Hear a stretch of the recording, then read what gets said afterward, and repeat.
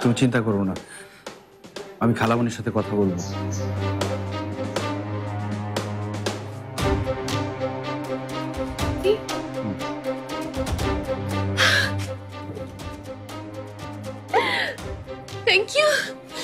Thank you so much. You're my best friend.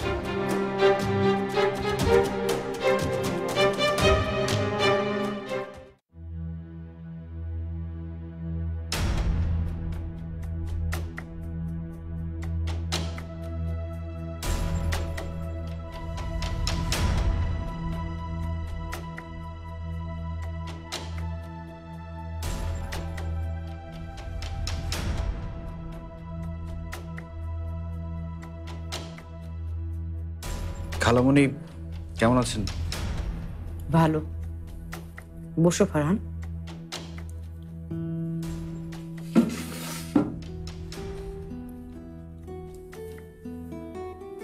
কেমন আছো তোমরা? এই তো ভালো আছি। নাবিলা ফোন করেছিল, এসেই শুনলাম মানে ও আসলে কান্নাকাটি করছিল। আপনি নাকি ওর বিয়ে ঠিক করছেন?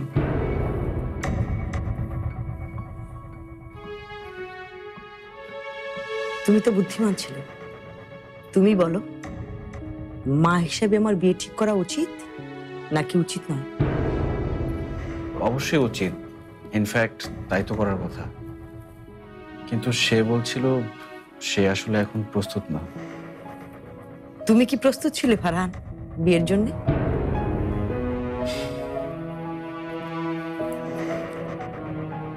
শুনেছি বিয়েটাকে তুমি ভালোভাবে মেনে নিয়েছো, দেখে মনে হয় সুখী আছো।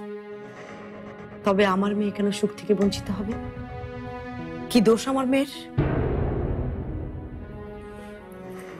চা খাবে নাকি কফি? না খালামণি, আজকে তাহলে উঠি। এসো। ঝুমুকে একদিন নিয়ে এসো।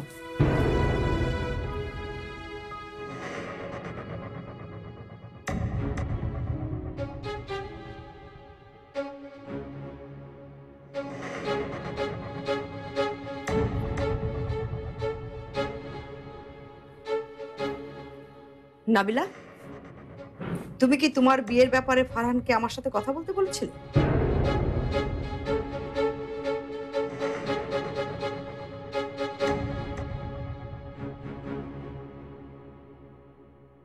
তুমি কি বলেছো তুমি বিয়ের জন্য এখন প্রস্তুত না? সে বলল এখন যেন তোমাকে বিয়ে না দেই। হ্যাঁ, ঠিকই তো বলেছে।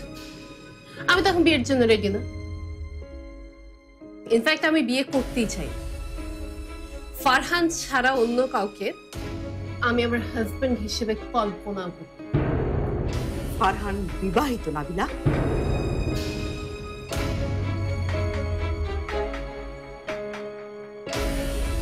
তো তো মানে একটা বিবাহিত ছেলেকে তুমি তোমার স্বামী কল্পনা করছো?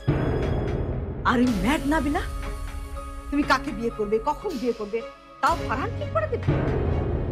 আমি তো কিছুতেই বুঝতে পারছি না, একটা বিবাহিত ছেলের জন্য তুমি কেন এমন করছো? কেন তাকে এত প্রশ্রয় দিচ্ছ? মা, ফারহান আমার সব। তুমি তো জানো মা, আমি ফারহান ছাড়া অন্য কাউকে আমার জীবনে কল্পনা করতে পারি না। আমি আমি আর কখনো অন্য কাউকে ভালোবাসতে পারবো না মা। আঙ্কেলের কথায় ফারহান একটা ভুল সিদ্ধান্ত নিয়েছে। দ্যাটস ইট মা। আমি চাই ফারহানের ভুল থেকে বের হয়ে আসুক। মা শোনো, এটার জন্য ওর একটু সময় দরকার, একটু সময় দাও। আর হ্যাঁ, তুমি যদি আমাকে হেল্প না করতে চাও করো না, ফাইন,